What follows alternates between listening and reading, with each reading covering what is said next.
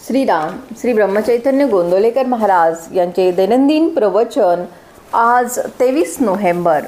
भगवंत कल्पनेच्या पलीकडे आहे। मनुष्याचा स्वभाव असा असतो की आपल्या कल्पनेत जेवढे येते तेवढेच आपण सत्य मानतो, पण आपली कल्पनाच किती संकुचित असते याचा कोणी विचारच करीत नाही। जो कल्पनेच्या पलीकडे आहे, जिथे कल्पना थांबते, ज्याला कल्पना बांधू शकत नाही, त्याला कल्पनेने कसे ओळखता येईल? जो ज्ञानाच्या पलीकडे राहिला आहे, त्याला माझ्या तोकड्या ज्ञानाने कसे अजमवता येणार? माझ्या बुद्धीच्या पलीकडे तो आहे, तेव्हा त्याच्या इच्छेनेच त्याचे खरे ज्ञान होणार आहे। अविद्या तीच की आपल्या कल्पनेने होणारे ज्ञान हेच खरे मानणे। याकरिता श्रद्धा आणि कल्पना यातला फरक ओळखावा। खरी श्रद्धा तीच की जी कल्पनेच्या पलीकडे राहते।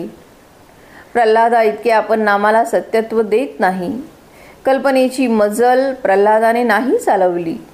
कल्पनेच्याही पलीकडे गोष्टी जर आपल्या यत्कंचित संसारात सुद्धा घडतात, तर भगवंत त्या कल्पनेच्या पलीकडे राहिला असे म्हणायला काय हरकत आहे? सूर्यप्रकाश जसा सर्व ठिकाणी भरलेला असतो, त्याचप्रमाणे देवळामध्ये, घरामध्ये, तीर्थक्षेत्रामध्ये सर्व ठिकाणी परमात्मा भरलेला आहे। परमात्मा फक्त विद्वानांचा आणि श्रीमंतांचा नसून तो सर्वांचा आहे। भगवंत सर्वांचा आहे, म्हणूनच सर्वांना तो सुसाध्य असला पाहिजे। एखादा मोठा गणिती हिशेब लवकर करू शकतो, परंतु खेडेगावातील अडाणी लोक गणित न शिकताही हिशेब बरोबर करतातच आणि त्यांना व्यवहार बरोबर चालतो। तसे विद्वानाला कदाचित भगवंत लवकर प्राप्त होईल, पण अडाणी माणसाला देखील तो प्राप्त होऊ शकेलच। भगवंताची दृष्टीच अशी आहे की त्याला आपले अंतःकरण ते जसे असेल त्याप्रमाणे भगवंत आपल्याला जवळ किंवा दूर करतो। मनुष्य जन्माला आला की सगळी नाती त्याला आपोआप येतात।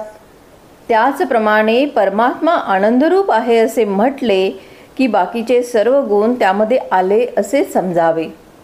जसा मारुतीमध्ये देवअंश होता, तसाच तो आपल्यामध्येही आहे। त्याने तो फुलविला, पण आपण झाकून तो विझवून टाकला। याला काय करावे?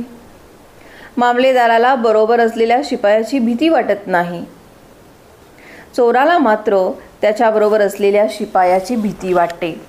त्याचप्रमाणे भगवंत आपल्या पाठीमागे आहे ही जाणीव ज्याला असते, त्याला उधारीची भीती वाटत नाही, कारण ती त्याच्याच इच्छेने आली आहे अशी त्याची खात्री असते।